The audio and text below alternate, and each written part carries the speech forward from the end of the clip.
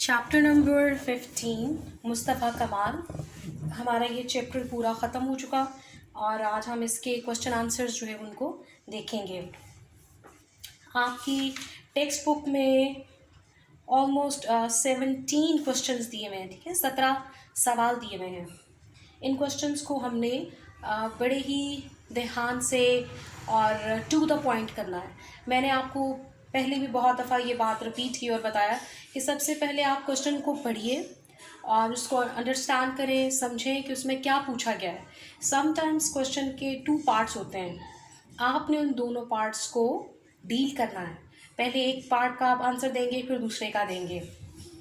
اس کے علاوہ یہ ہے کہ آپ نے ایسا نہیں کرنا کہ کہانی لکھ دینی ایک سوال میں, ٹھیک ہے. آپ سے کہا جاتا ہے کہ right an answer in 3 to 4 lines یا 2 to 5 لائنس. تو آپ نے 3-4 لائنس میں اپنی جو بات ہے اس کو سمرائز کر دینا. بہت لمبے لمبے آنسرس نہیں لکھنے.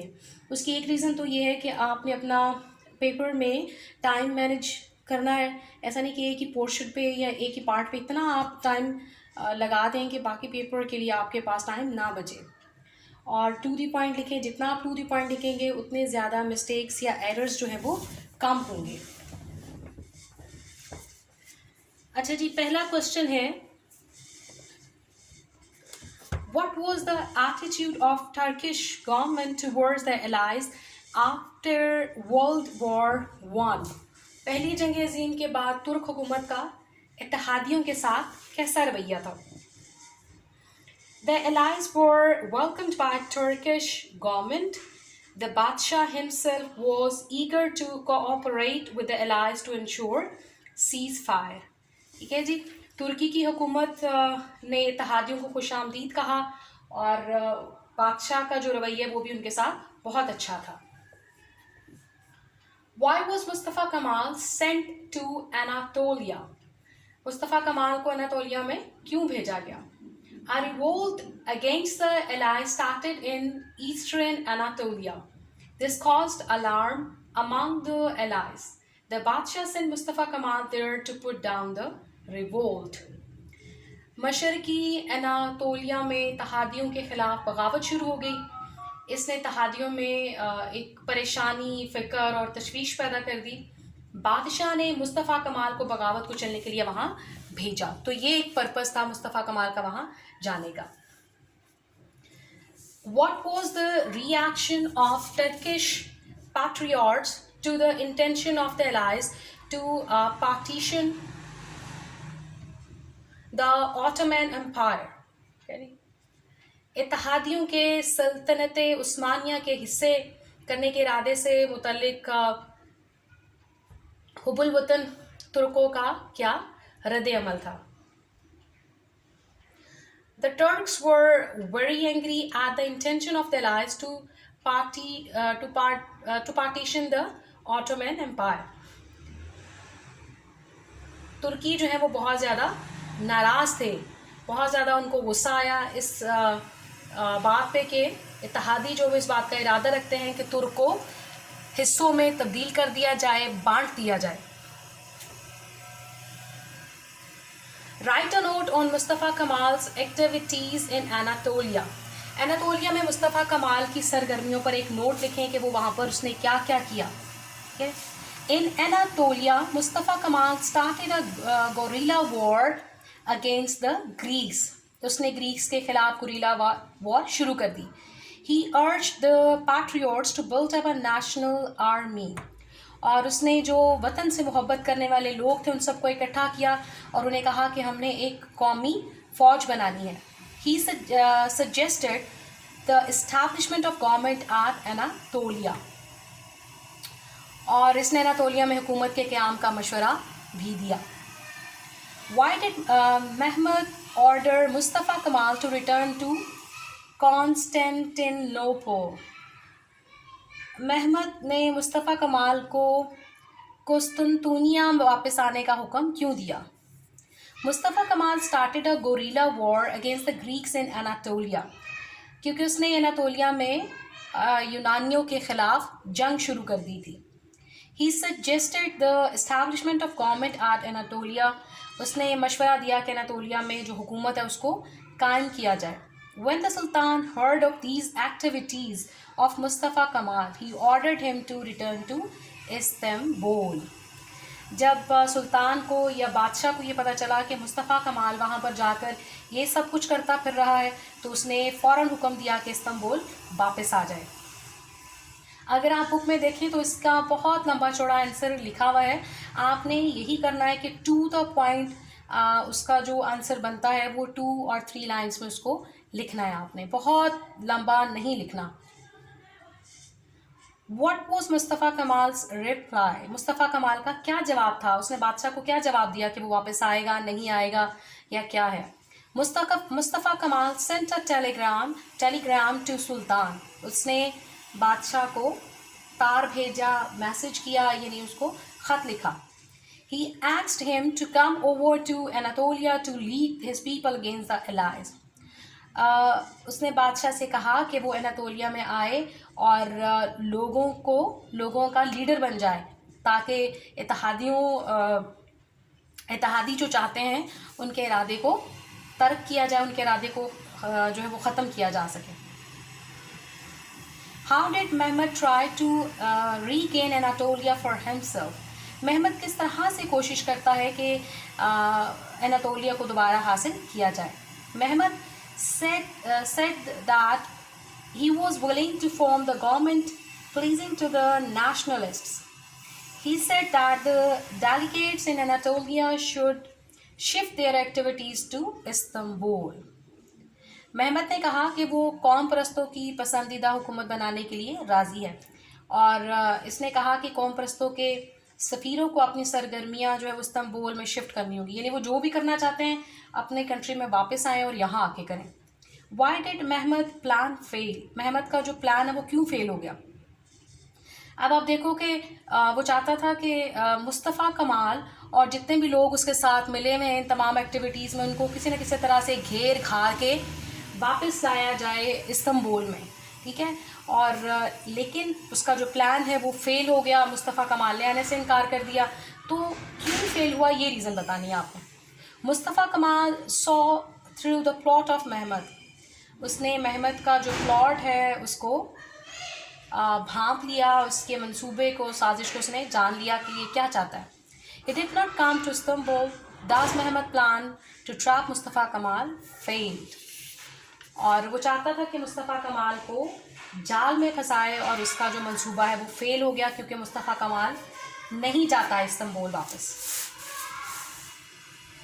What were the terms offered to Turkey by allies? तुर्की को इत्तेहादियों ने कौन कौन सी शराइत पेश की और उन्हें क्या क्या जो है वो कंडीशंस या टर्म्स पेश की. It was said that all the Arab provinces were to be mandated territories. The eastern Anatolia would go to Armenia, Izmir to Greek, Sicilia to France and Istanbul to Britain. France and Italy. ये कहा गया कि तमाम अरब सूबे इत्तेहादियों के मातहत इलाके होंगे. जो मशरकी एनातोलिया है वो आर्मीनिया, अजमीर यूनान, सिसिली फ्रांस और इस्तांबुल बरतानिया फ्रांस और इटली के हिस्से में आएंगे. तो ये उनकी शराइत थी. Give an account of the Greek attack and there defeat. यूनान के हमला और उनकी शिकस्त की दास्तान बयान करेंगे, कैसे क्या हुआ. The Greeks fought with Turks for 14 days. यूनानी जो है वो तुर्कियों के साथ तकरीबन 14 दिन तक लड़ते रहे. But by the 4th of September 1921 the Greeks were at the end of their strength. ठीक है जी. 4 सितंबर को और 1921 को जो यूनानी है वो बिल्कुल उनकी जो ताकत है वो ख़त्म हो गई, वो थक गए बिल्कुल. On the 12th they began to retreat slowly. और 12 दिसंबर को वो आहिस्ता आहिस्ता पसपा होने लगे. महमद की इस्तांबुल से रवानगी जो है वो रकम करें, सॉरी, और आहिस्ता आहिस्ता जो है वो बिल्कुल हार गए और वहाँ से वो निकलना शुरू हो गए. Give an account of departure of Mahmad from Istanbul. Mahmad का इस्तांबुल से जो रवानी है उसको اس کے بارے میں آپ بتائیں, اس کے بارے میں لکھیں. On 17th of November 1922, a British motor arrived at the palace of Mehmet. The old Sultan sat in the car. He was on his way to exile. 17 نومبر 1922 کو مہمت کے محل میں ایک برطانوی گاڑی پہنچی. بوڑھا سلطان گاڑی میں جا بیٹھا اور وہ جلاوطنی کی راہ پر نکل گیا, یعنی وہ جگہ ہی چھوڑ گیا. Describe the reforms introduced by Mustafa Kamal with reference to the position of women. خواتین کے حوالے سے بتائیں کہ مصطفیٰ کمال نے کیا کیا کیا.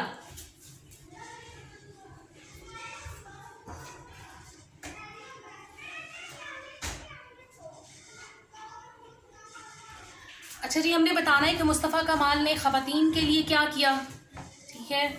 اور Mustafa Kamal said that the higher education of women was their big need. اس نے کہا کہ عورتوں کی جو اعلیٰ تعلیم ہے وہ ان کی سب سے بڑی ضرورت ہے. He said that women would be educated in every field of science.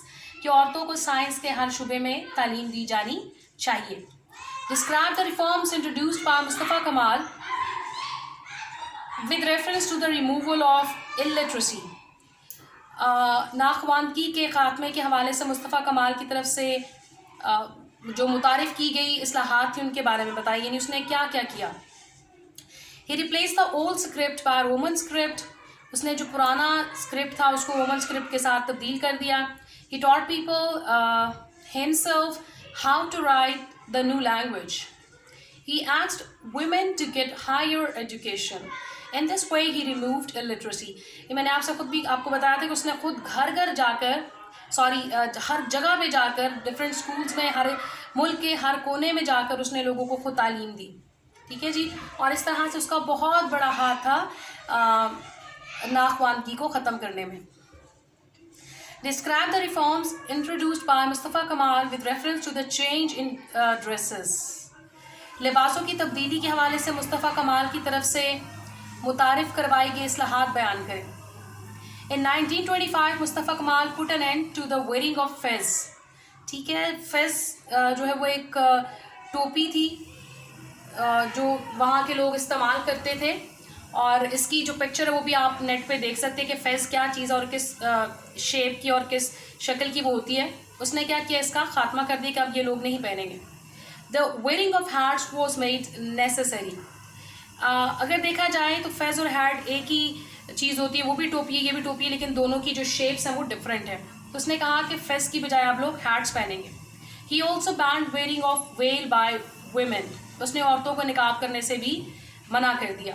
Describe the reforms introduced by Mustafa Kamal which with reference to the adoption of the Roman script. Roman رسم الخط کو اپنانے کے حوالے سے مصطفیٰ کمال کی طرف سے متعارف کرائی گئی اصلاحات بیان کریں.